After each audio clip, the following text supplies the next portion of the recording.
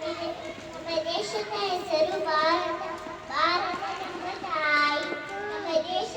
ನಮ್ಮ ದೇಶವನ್ನು ತುಂಬಾ ಪ್ರೀತಿಸುತ್ತೇವೆ.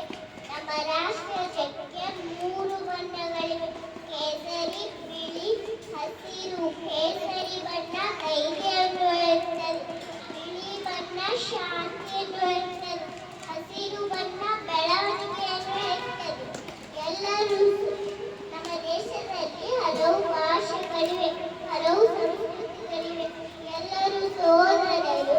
ನಾವು ಸತ್ಯ ಮಾತನಾಡಬೇಕು, ನಾವು ಹಿರಿಯರಿಗೆ ಗೌರವಿಸಬೇಕು. ನಮ್ಮ ದೇಶವನ್ನು